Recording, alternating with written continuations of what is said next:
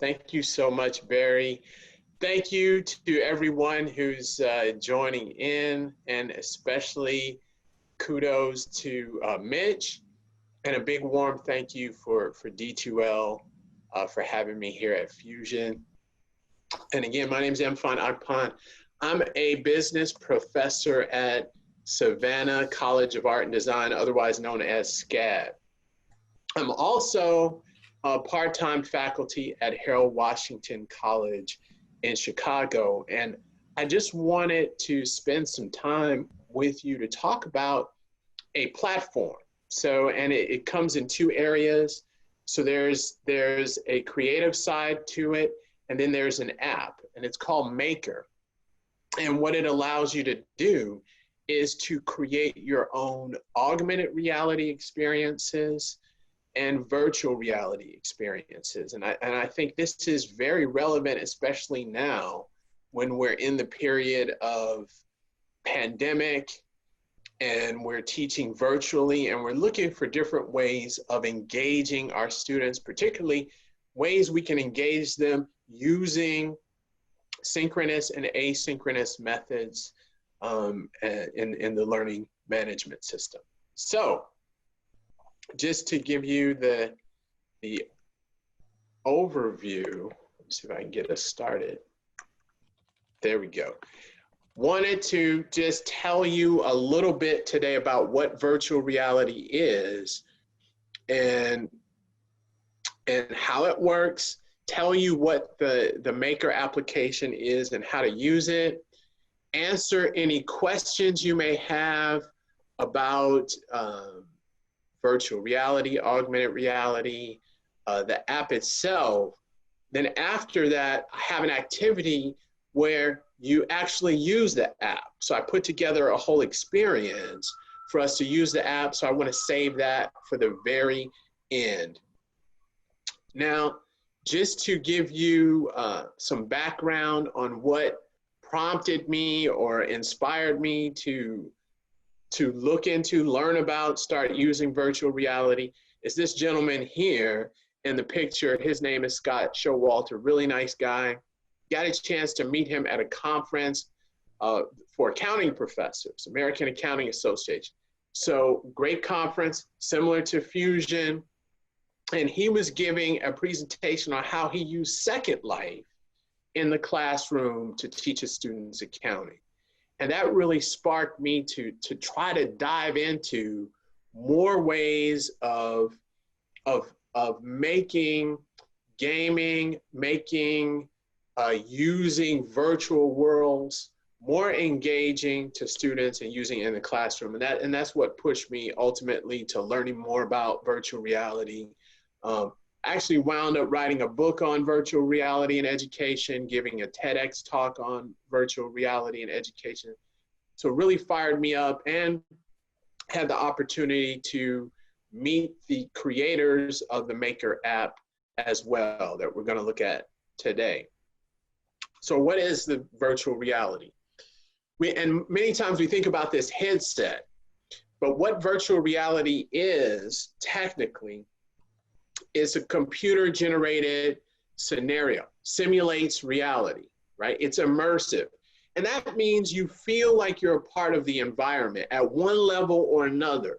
So in virtual reality, there's different levels of what we call immersion. And immersion means different levels on how you feel like you're actually a part of this computer-generated or this environment. Now, majority of virtual reality experiences we see in gaming. So gaming is huge. And then after gaming, you see in training. So it's used in a lot of training. Many people for a long time, flight simulation on down to Walmart, they train their employees using virtual reality. Company Striver puts together those experiences for them.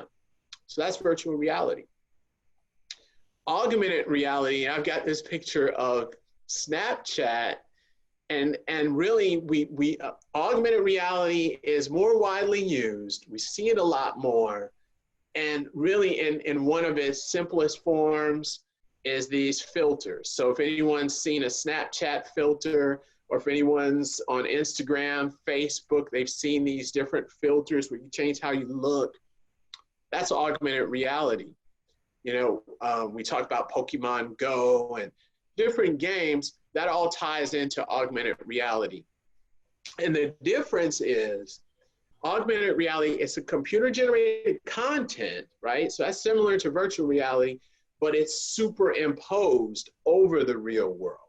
So you're still where you are, right? But you've got this computer generated content that's interacting with you. So you're in direct view, you've got your own, you know, you're not going somewhere else. You're not being transported or taken to another world, another planet. The other great thing about augmented reality is that it's easily accessible with smartphone technology. So just like I mentioned before, you see, if you use social media, you use these filters, you can easily access and change things around on your phone. And that's augmented reality. So it's really easy to access, low barrier to entry with it. Now, what is this MAKAR? Now, MAKAR is not the only platform like this. There's Metaverse. There's also other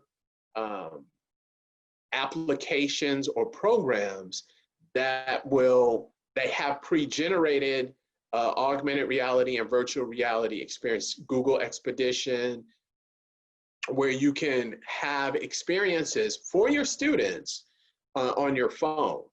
What's different about this platform is you can create your own experience without coding, and it's all in one platform. And they have a free, so you can get free access to it. You sign up, get free access to it, and you can create your own augmented reality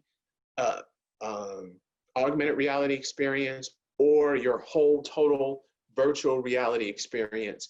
And you can have end users access it on their smartphones or on their tablets or on their computers.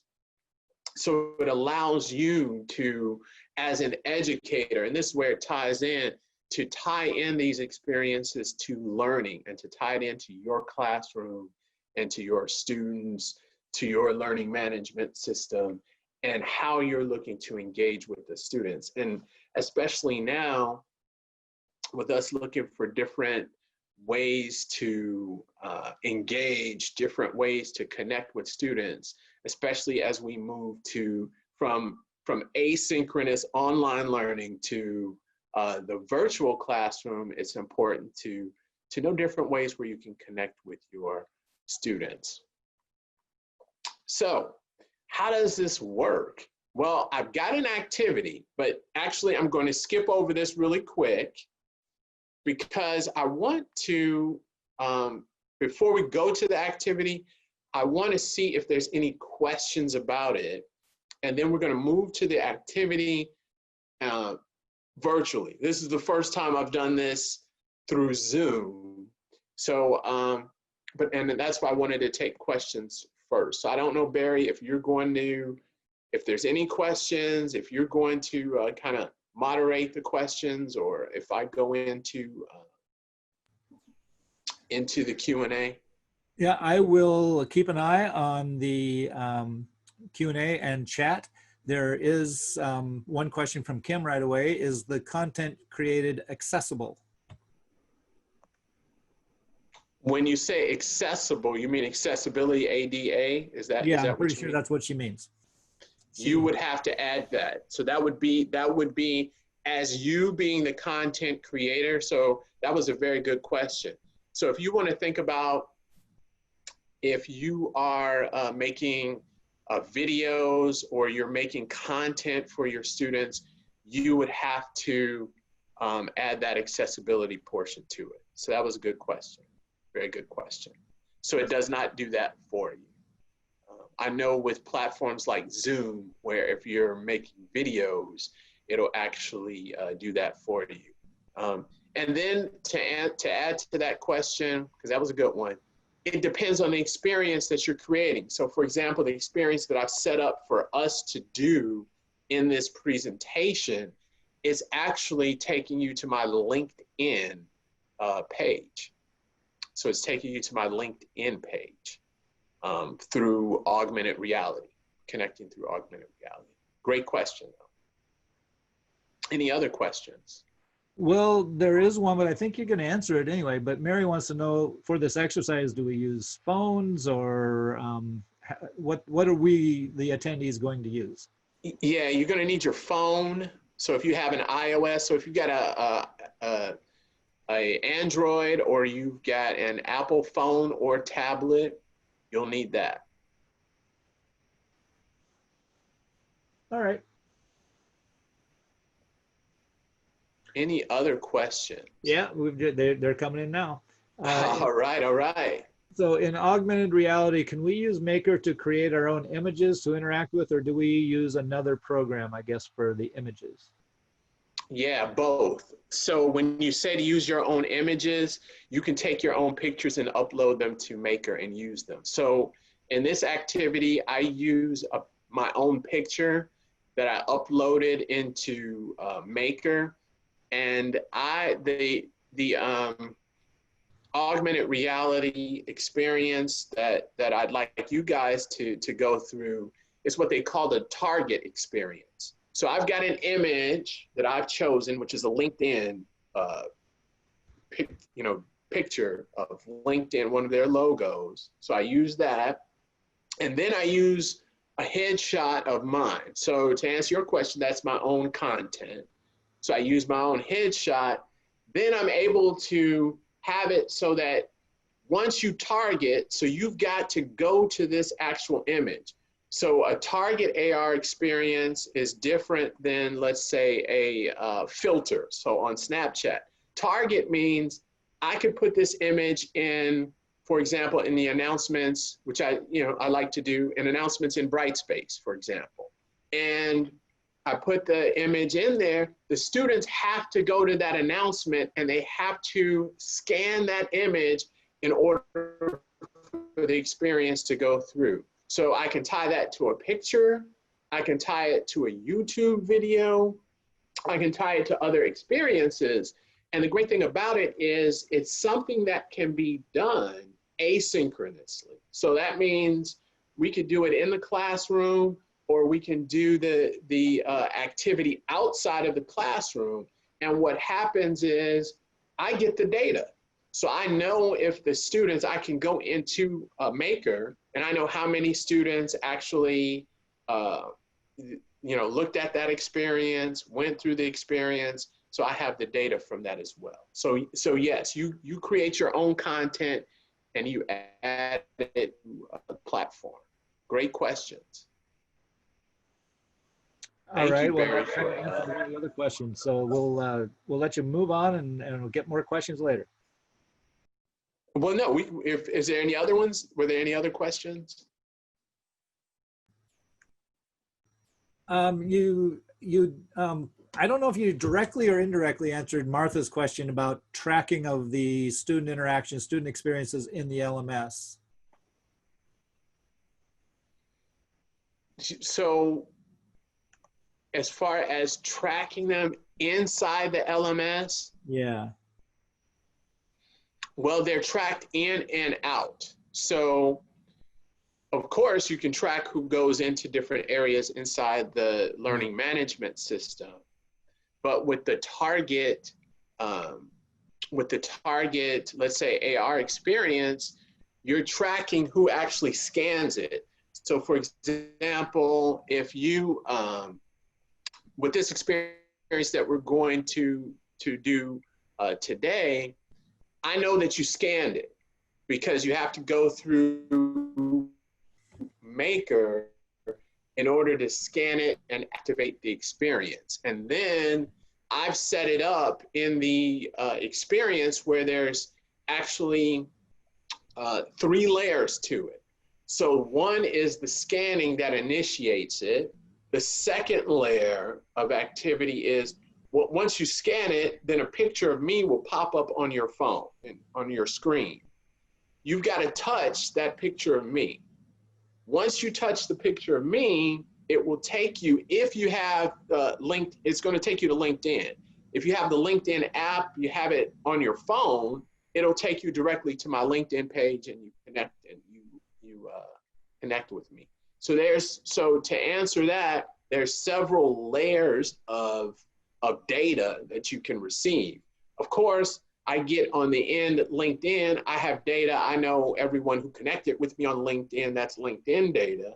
I know who scanned it, who initiated the activity. It also gives me information to everybody who clicked on my picture on that second layer. So you get several layers of data, and I know what time it was activated as well. As far as learning management system, you know who logged in to the learning management system and where they went at that time. That was a great question. All right, that takes the question so far. All right, you know what? Let's take a look at this. So there's going to be some moving parts to this. This is the first time that I've attempted to actually do this demonstration via Zoom. So this is exciting. If I can get my slides to move, we'll take a look.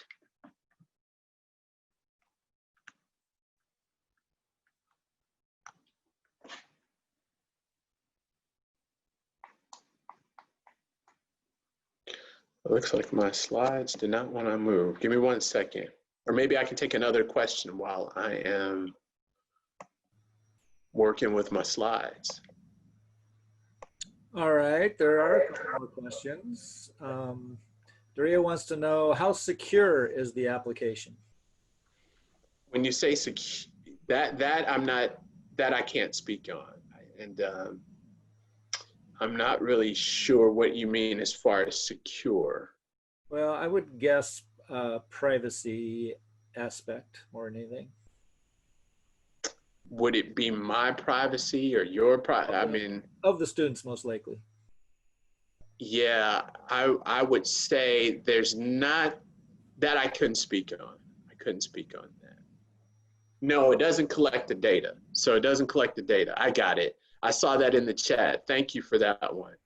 Let's take a look at it. So I was able to get my slides together. So if you want to go to your app store, so if you go to your app store, your Apple iOS or your Android app store, you'll go there, type in MAKAR, Maker, MAKAR. You will download the Maker app. For some reason, mine. So, you know, there were a couple of questions / comments related to the security and stuff like that. And I think part of it is the, you know, the Chinese nature of the app just got people's attention. Well, the app is from so the app, the founders are from Taiwan, and they have an office in Canada. So, but as far as signing up, there's no, you don't have to sign up to use the app. All right. I've got mine installed. All right. So I'm having some slide issues here. So I've got to kind of go back and forth to, let me see here, to my slides. So once you go in there, once you go to the app, there should be a search bar. So once you go to that search bar, I'd ask you to, I'm going to try this. Sorry. Once you go to the search bar, if you would type in my name, if you start typing in my name, Mfon Jacob Akpan, you'll see Mfon Akpan.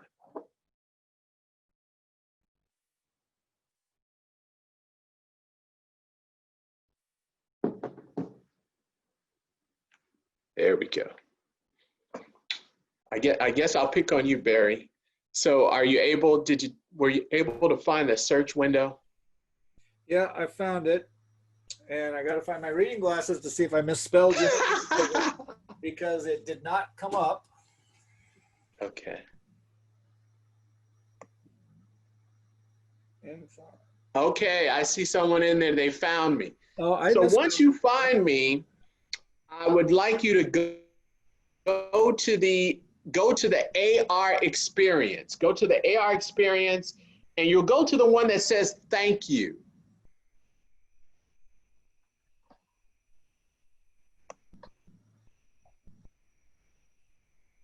So when you get there, you'll go to the experience that says thank you. Okay, Tom found it. Awesome.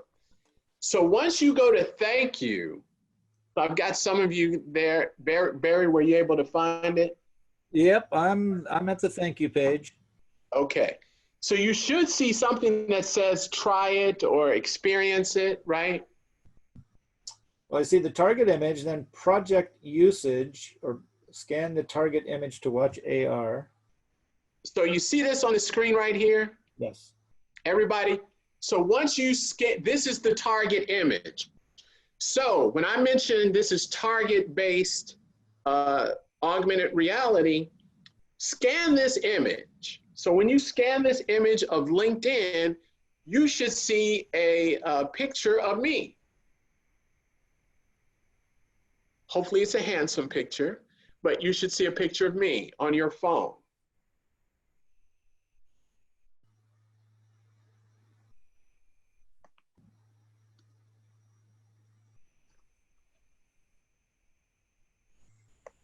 Yep. Do you see the picture of me on your phone? Yep. Very handsome. Thanks, Barry. 20 Click years that ago. picture. Now, when you click on that picture, that's the second layer. You click on that picture of me on your phone, you touch it, and if you have LinkedIn on your, if you have the app,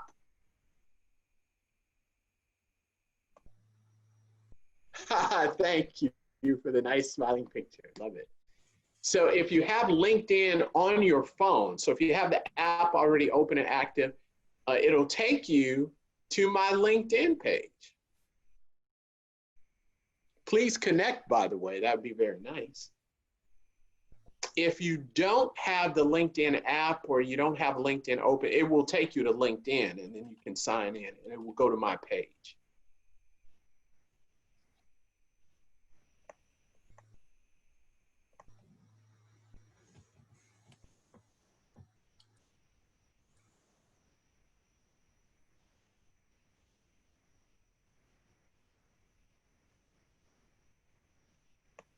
This is I got your exciting. LinkedIn page without any problem. We've got quite a few people are indicating that they're in there. Not everybody. Yeah, not every, you know, and again, this is really the first time doing this over Zoom, right? Social distancing technology over Zoom. And the main idea, I know that there'll be some people, and I apologize. There's some people were able to get it without an issue. Some people were not. But this is just to give you an idea of how this works. So remember, I've created this experience. So to go back to those questions that were asked about, do you use your own content? Well, that picture is my own picture that I used. The image, of course, that's LinkedIn. That's my LinkedIn page. Copy and pasted the link in there and set that up. The image, the target image is, of course, a LinkedIn, you know, their content, their image, their logo, and using that. Remember, this target, I could place this anywhere. I could place this in the announcements in Brightspace. This could be, I could have the students go to a web page, email, to go through this experience. And for them to execute this, they do not need me to be there. This can be done synchronously. So just like right now, we did this together, this could be done together as an activity, or it could be done outside of the classroom. And you can link up other content. So I think the question about accessibility, for example, I've linked up using AR experiences, having targets where it's something in the textbook. Oh, you've got to go to a section in the syllabus, scan it, then a video will come up. Hey, thank you for looking at such and such.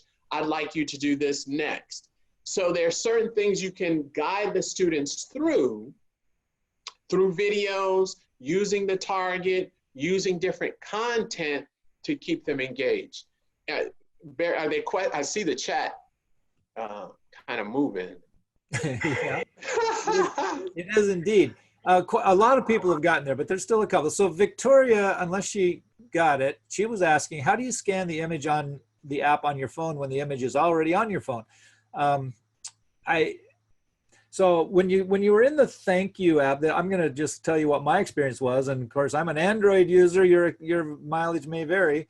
When I clicked the experience link at the bottom, it kind of loaded something, at which point my camera kicked in. I was able to scan this LinkedIn image on my computer screen, and boom, Imfan's photo, his beautiful photo, popped up right kind of, on a new layer, you might say. So is that a pretty good description of it? Yes, that's the exact description. I'm an Android person too. Right. That's an exact description. So that gives you an idea of what the target is. So you still have to, I think to answer your question, that it's a target. So this is, again, there's various augmented reality experiences. There's various virtual reality experiences. And what this is doing, it's a target. So this is letting you know what the target is. You've got to find that target and scan that target to get that experience to start. So that's how it works. And there's really three layers to it. First layer is you've got to activate it. You've got to find the image, scan it. Once you scan it, then there's going to be an image of me on your phone that you have to touch. You have to touch that image, and then that will take you to the next stage in that, which is the LinkedIn profile page. So that was good. That was good. So Cheryl has a good question. I know that you started us with a pretty basic example, but Cheryl is wondering how you would compare this type of thing to using a QR code where students don't really have to download any additional app in order to scan a QR code, just use their camera. So what are your thoughts? Yeah, that was a great question. The concept itself with a QR code is different than a picture on LinkedIn. And you've got to remember, with this platform, it's not just the scanning of the image of this picture, it could be text in a textbook. Maybe I wanted you, let's say we all have the same textbook and I want you to go to page 124. You've got to go to that page in order to get through that experience. So there's a little more, I would say, depth to it than a QR code. But I get your point with the QR code, but I think that there's a little bit more to it that you can do with it. And to add to that, Cheryl, that was a great question. This experience that I put together for you guys, it took me maybe, I want to say, not even 5 minutes, six minutes to put together. To have you guys to do this. So, and it's exciting to me because this is the first time over, this type of environment, and in this short span of time that I've been able to get this, to explain it and to have you guys to do it. So this is awesome. So I think it would be helpful to get an example or two of how you've used this with your classes. Mm-hmm. Yeah, so I'd have the students to go into certain areas. They have to go in and scan certain areas of the syllabus. And there would be a video of me. Once they do it, I know they went to the syllabus and they've looked at those areas. And once they do it, they'll see a video of me thanking them for doing it. And then I have data on that as well. So I use that as ways of engaging the students, getting them involved. Also, as a business professor, you know, right now, going back to Cheryl's point, restaurants, I mean, as far as these target experiences and using this same type of businesses use this technology for restaurants, for example, on their menus. So they have AR menus where you scan pictures of food and then videos come up or images of the food that patrons can interact with. So this allows me to create experiences and talk to students in depth as well about how businesses are using this for data analytics.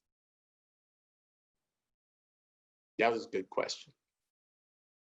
A couple of things that have popped up here. I'll go right to the end. Lori just asked about getting started creating something in the app. Are you going to touch on that at all today, or can you point them in a place where they can kind of learn how to start creating their own? Yeah, if you go to MAKAR, if you go online to it's MAKAR VR, if you go to their website, now going on their website, you need to create an account. So you create the account and then you can start creating the content. And once you create your account, so for example, there it is, you got it. You go to their website, you create the account. My account is Imfan Jacob Akpan. So that's where people can find my content on their app, which is available. So it's twofold. It gives you a platform to create the content. It also gives you, you give access to end users through their app, because you have an account on their app and the end users can find you on the app. So you can be a content creator, and then it allows you to connect with the end user of your content as well. Now, if I remember correctly, you can probably, for free, create maybe one or two different experiences, and then you'll either, they charge you for more space. So that's how they make money, is charging for space on their platform.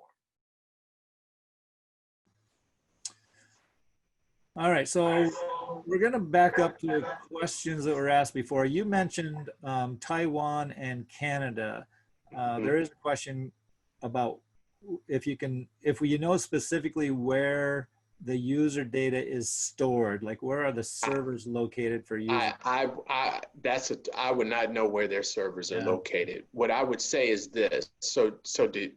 I see something in their data owners. I do not know. I couldn't tell you about their business or how that is set up. I will tell you though, as a member, so to give you the background to this, so I do not work for MAKAR. So I'm just a happy user of their product. And I had a chance to meet the owners of MAKAR at what's called the VR, the Virtual Reality Augmented Reality Association's annual meeting. The last time we met actually in person was in Canada. So I had an opportunity to meet the owners who were there displaying their software. And at that time it was new and novel. And they had just opened an office in Canada. So I had a chance to meet with them and see their software. Since then, there are there's another good person that I know, Alan Smithson, who's also from Canada. For some reason, everybody who does these that I know are from Canada. He has Metaverse. So they have I would say a similar platform that allows you to create experiences. It's more of what is called a game engine. It's more of a game engine, but similar principle. So it's Metaverse, and they're in Canada as well, Alan Smithson. There's also HP had an augmented reality app for younger children.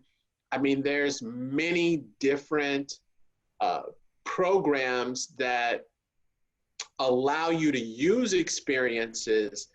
However, the difference from this platform and others is that it allows you to create your own experiences. So I think it goes back to that question about content and about how you're able to create. So it allows you to use your own content, create it, and it also gives you a app platform where you can have end users to easily access it. So I think that's how it ties in that way. I would contact them. As far as your questions about the data, which are very good, great questions. Unfortunately, I don't. That's above my. I don't have that information. Any other questions? Well, yeah, I've missed a couple. This is great. So Carla wonders if you can just kind of, in broad strokes, talk about student engagement with using the app. How it could impact student engagement in the learning. Yeah, a lot of it, as I was mentioning before, a lot of the conversations that I have right now with the app are on how it's actually this technology is actually being used for business, and particularly the restaurant business and data analytics. There was a company called Kajabi, which is a US-based company, which does this, but for businesses, for restaurants. So putting together the experiences, allowing the students to see what experience what you just experienced, but tying it into business use cases. Tying it into how Snapchat uses augmented reality, albeit not a target-based, in this case, their most common target-based experiences, which, however, they do have target-based experiences, which they sell to, Domino's Pizza, Panera has similar target-based experiences with Snapchat as part of their advertising platform. But we talk about how the filters are used and how this ties into data analytics and business, which is my specialty. It's what I teach students. So so on that end, more of my conversation is tied to that. And with things with the pandemic, it's really shifted. So since I've been out of the classroom, it's shifted more into ways of using it to tie into and giving students activities and things to do, if that answers your question. That was a good question. So I have another question here, and I'm gonna add my own spin to Ellen's question. Because you mentioned earlier about students viewing part of the syllabus, and then they viewed a video of yours. Is that video something you had to upload into MAKAR, or where did that video live? Yeah, that video lives on YouTube. So okay. I'd create a YouTube video, and then so the thing with MAKAR is you can add links. So I can add a YouTube video link. I can add, which is my own content. I could add someone else's content where they would scan or target or click, and then they would take them to somewhere on the internet. Could be a web page, could be, like, for example, that link took you to my LinkedIn page. Right. So it allows you to really be creative. It could be a content from your publisher. So if you're I use a lot of Cengage or McGraw-Hill. It could be content from there. I prefer to use my own content, and I'm able to control the accessibility, as you mentioned before. So that was a good question. Martha has another question about the data that's collected by MAKAR and whether you can export any data in there. That's a tricky question. So I know there's a lot of questions and concerns as far as data. I can speak on analytics, which is data. So in other words, I can speak on it'll tell you how many times someone, like for example, this engagement, it gives you the same information you get up from Facebook or from other social media platforms. That analytics and data, that I know and understand and I can pull. As far as if you're talking about end user data, and I know we were having very in-depth questions on that, I couldn't say how that works, or I don't have an idea. But from my own personal experience, I'm able to know what time and how many students engage with the experiences that I've put out there. Just like social media, any other social media platform. I hope that answers your question.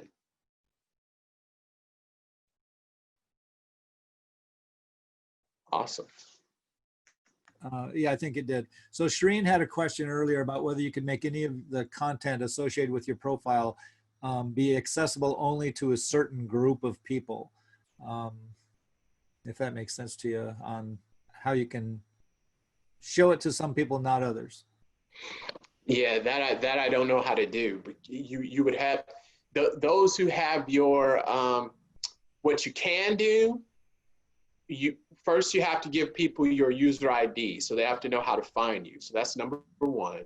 Number two, the platform allows you to turn off and on experiences. So you can either turn on, so like that experience that you went to right now, it's on. Otherwise, I'd turn it off. But as far as I know, there's not a way that you can make those adjustments. Okay, so we're about ready to wrap up, and we may very well get another question or two in here. But Mitch, if I can ask you to launch the feedback survey on screen while we take a look here, and I am seeing another question pop in. Well, this is more of a comment saying that release conditions could send different experiences to different students. I'm guessing that would require you to have, the paid version with multiple projects, but that's one idea, I guess. Yeah, I think I would say this. I would say that it really depends on what you're looking to do. And really right now, what we've just experienced is really, I would probably say maybe 5% of what you can do with the platform, because we only looked at one type of augmented reality experience, which is a targeted. We didn't touch on a virtual reality experience. We didn't get into those different experiences. And you're right, it depends. I mean, you can be creative.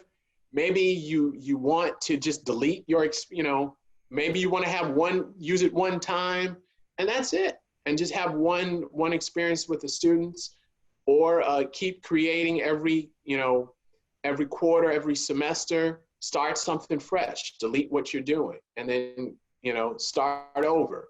So I think it really depends on what your vision and what you would like to do with the application. But I think the key thing is, if you're interested in, I think with this, if you're interested in virtual reality, you're interested in augmented reality, learning how it works, how to put these things together, new ways of engaging students, try it, take a look at it. I thought it was amazing, because if you remember, I started out looking at Second Life and finding different ways. I even took Unity, programming courses to program in Unity and to put these things together. So I jumped at seeing something like this, where you can make these experiences without having to program, and spend hours upon hours programming, and relatively little cost, little entry cost. So thank you very much. Thank you so much. Well, and thank you, everyone. This was a good session. We've got lots of good chat activity. And so I'd like to thank you for sharing your expertise. I know you have a class that you have to go teach in just a few minutes. Yes, I do. I want to thank everyone. I've got up there my YouTube page. If you want to follow me on YouTube, Facebook. I've got several groups on Facebook. I want to also, if you have any questions, want to talk about it, there's my cell, my email. Send me an email if you'd like to connect. If you want to read any research about virtual reality, I'm happy to help be a resource to you as well. So it's been a pleasure. Awesome. Thank you very much.